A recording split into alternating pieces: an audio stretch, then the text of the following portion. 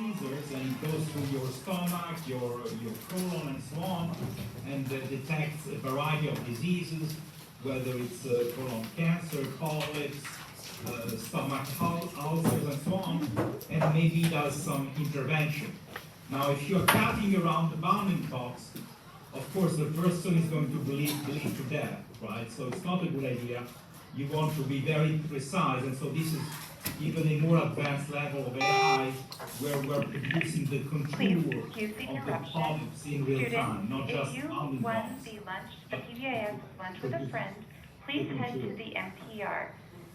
Again, if you want so the you get PBIS the lunch with a idea. friend, I could please show head you to other the things. MPR. Thank This you. is an example in eye surgery, where there is something called the trabecular meshwork that is very difficult to see, even for students, residents.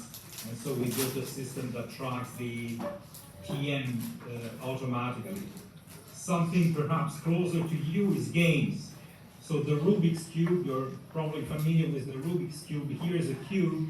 I'm going to scramble it, and then I'm going to give it to the AI that we have developed, and it's going to give you a sequence of moves. Here's the sequence of moves, if you can see it. R means turn the right face clockwise by 90 degrees. R prime, turn the right face anti-clockwise by 90 degrees. And you see you apply those moves, and the cube goes back into the right solved configuration. This is just a little teaser to show you things that my lab does routinely. Now let's move to your questions. First, do you have any questions about the little teasers I showed you? Biomedical imaging, games, Rubik's Cube. All this is done using artificial intelligence, which is essentially machine learning these days. Right. In fact, deep learning, also called neural networks in the 80s, that's the technique that is behind 99% of the AI you see today, whether it's GPT-4, whether it's self-driving car, and so on and so forth. So that's what we do in my lab.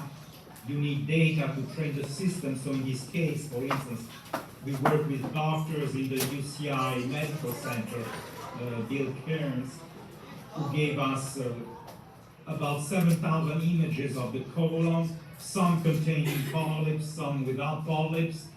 Gregor is a graduate student in my group. This was done a few years ago.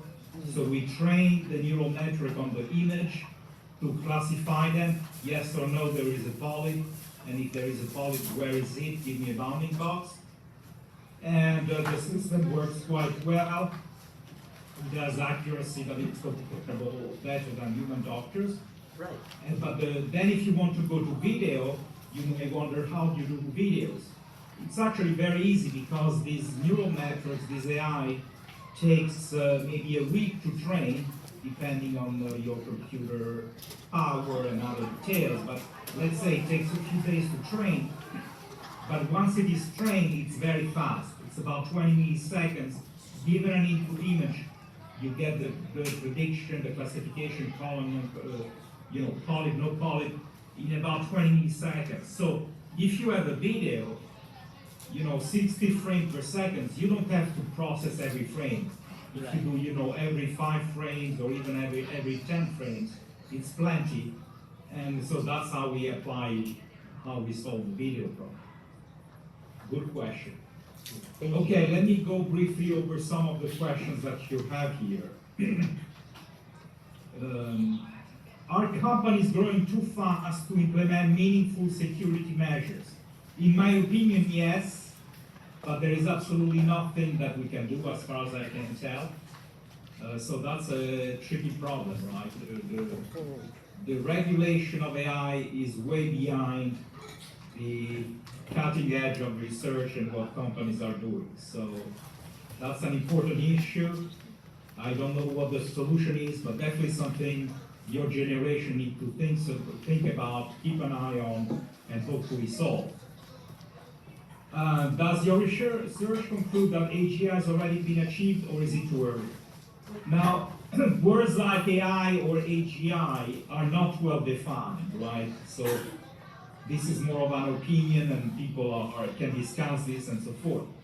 before you think about AGI, you should think about the Turing test. You probably have heard of the Turing test. This is an idea that Turing put forward, in the 40s. The idea that a machine is intelligent if it can converse with a human, let's say via email messages, without the human being able to decide whether he or she is talking to a machine or to a person, right? So, is it able to fool a human? So, before we ask about AGI, artificial general intelligence, let's just ask about the Turing test. Do you think that the AI you see around you today passes the Turing test? But again, the Turing test is not well defined because it doesn't say, which humans are taking the test, how long are they taking the test, for what length of period, and so on and so forth. But anyway, intuitively, I would say yes, GPT-4 passes the Turing test. It fools a lot of humans on a conversation, on a 5 minutes conversation. So I would say that we pass the Turing test. Now, artificial general intelligence is when you have AI that has general intelligence that can do all kinds of things, not just talking to you and fooling you while he talks to you. So I would say that no, today we don't have AGI yet, but it looks like we could be relatively close. I'm not going to predict when we will achieve AGI, again, because AGI is not a well-defined concept. But, GPT-4 is really impressive. I find GPT-4 very impressive. It surprised everybody. It has read all the literature, all the books that humanity has ever written, all the scientific papers. And yes, it does mistakes, it does hallucination, and all kinds of things that people are aware of and are studying. But overall, it's pretty good. If you ask a GPT-4, write a poem about Donald Trump in the style of Shakespeare in Chinese, you're going to get something in half a second that is pretty good, something no human could ever produce. Right, yes. Anyway, so that's my answer. No, AGI has not been achieved today. How do AI models use clustering? Where I'm not sure where these questions come from. By and large, they do not use clustering. I mean, clustering is, most AI models are using deep learning, neural networks.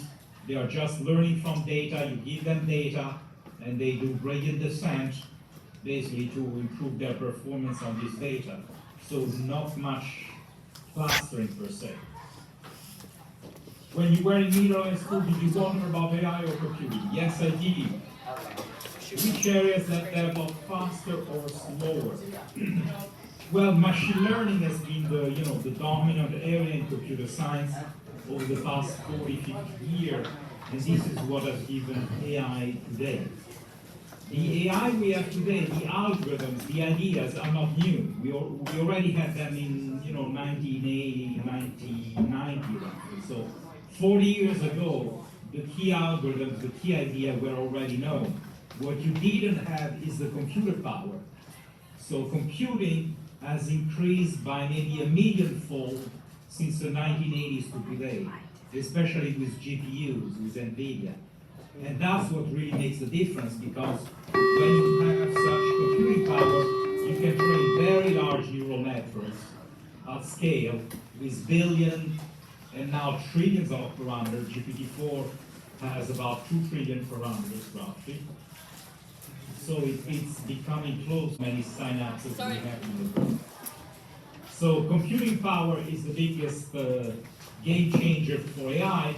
And the second one, of course, is data. There is a lot more data that is available for training these systems, and that's because of the internet, because of social media, and all these things. Right.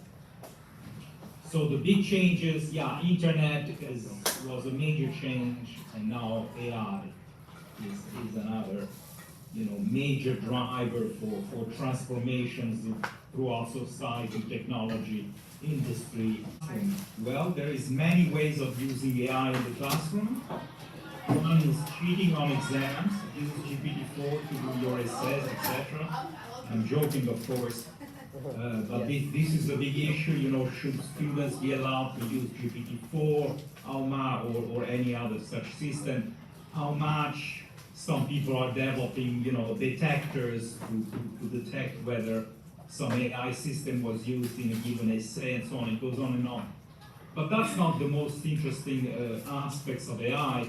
I think the most exciting, perhaps one of the most exciting direction is one that we don't have yet, but which is coming, is to develop so-called AI tutors, right? So you could have a tutor that sits in your computer on your cell phone and helps you learn all kinds of topics, and the tutor is aware of your level.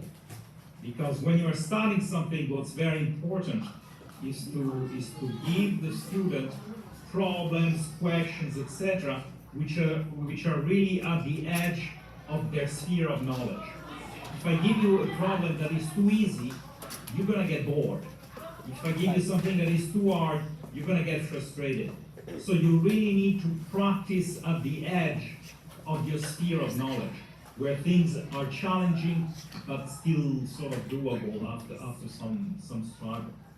And everybody has a different sphere of knowledge, so everybody at different points in time has different, the edge of their knowledge is different, right? So yes. Having a tutor that is very adaptive, that senses where you are in your learning trajectory and gives you problems that are at the edge, I think is an exciting possibility and definitely feasible, and something that will, speed up and improve learning. So this is very important idea for applications of AI in education. Right.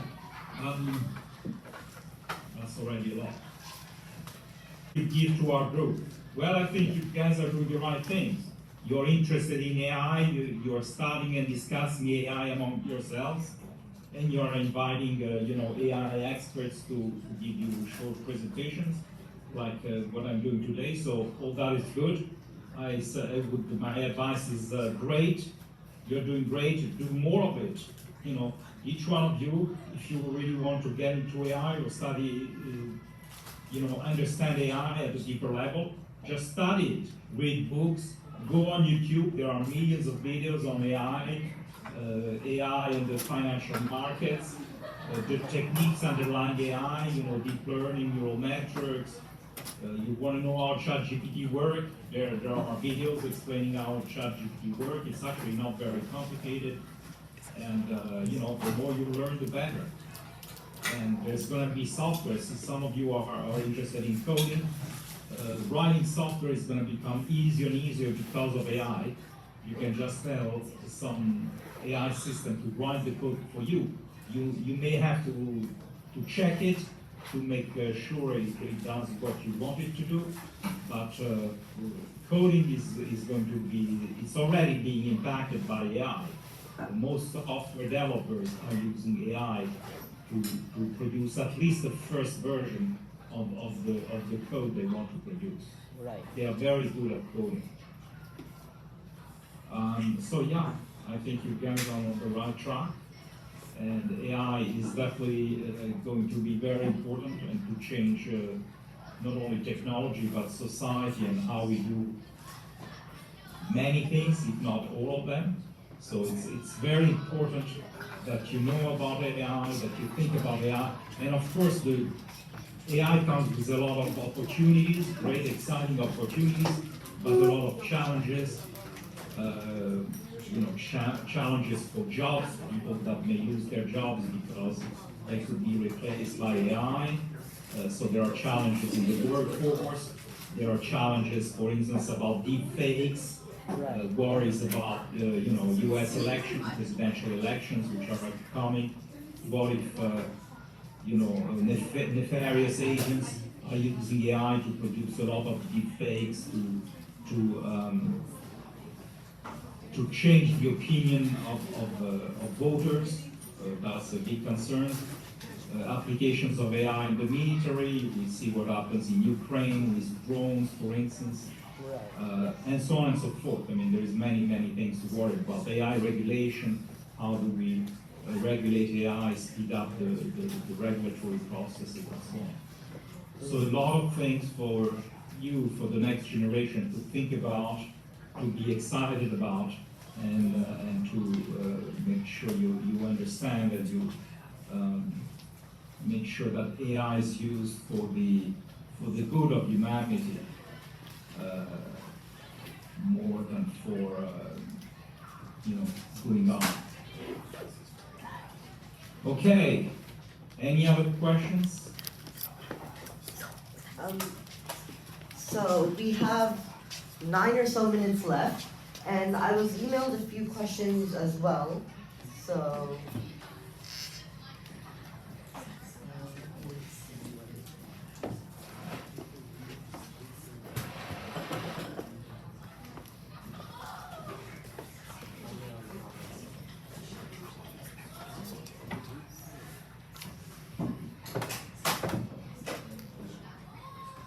right. So it was, what inspired you to write the book Deep Learning in Science was one of the questions. What inspired me to work by the book on deep learning? Yes. Well, I like the process of writing books. I think I wrote 5 books so far in total, and because deep learning is at the center. It's the fundamental set of ideas and technologies that are used in AI, and AI is becoming so prominent.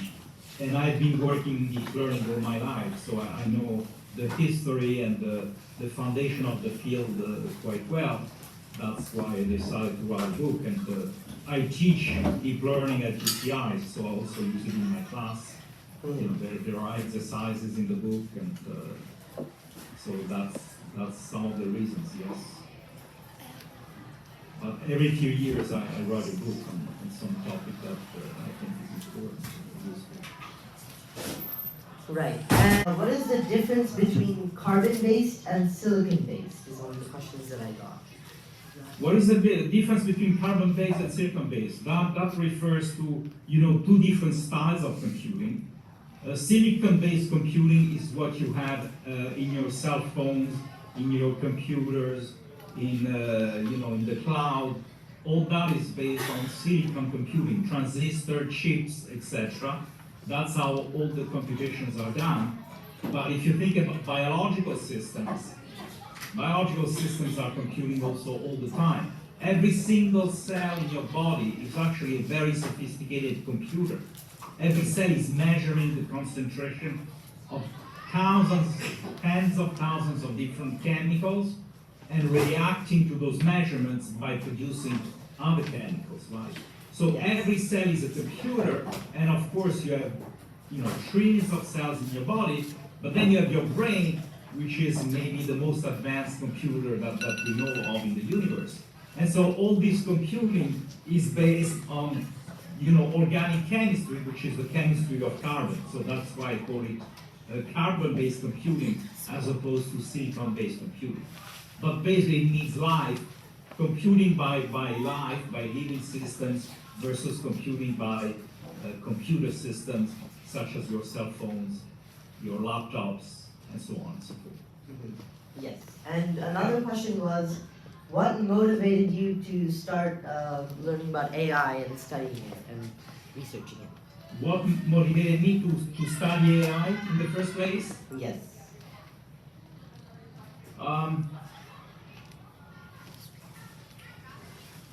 Well, it's a little bit, it's like a kid that becomes, that sees, let's say, Kobe Bryant or LeBron James or any great athlete as a role model and wants to become like them, right? I heard my parents talking about Einstein one day, and I heard that my parents had some admiration for Einstein. And so without knowing anything, I thought that would be nice to be a scientist, to be like Einstein. So that's when I decided I wanted to be a scientist without knowing anything about science, really, or the life of a scientist. Just as a sort of, just like any teenager who may get, who may want to become a sort of athlete that is being, that is sort of an idol for for many people. So that's how I decided to become a scientist. And then very early on, I was interested in the brain. How does the brain work? How does the brain compute? Can we do something similar to the brain in computers? And so this is how I got into it. Okay. Unfortunately, I have to leave for another meeting. Right. But I want to thank you very much for inviting me, for the opportunity. Yes. And I enjoyed speaking to you. And feel free to email me any questions in the future if you have, if something comes up. Right. And Okay. thank you so much for taking the time out of your day to come and present for us. We are very grateful for your presentation and to hear the work that you're doing and for answering our questions. Thank you. Thank you so much. Have a wonderful day.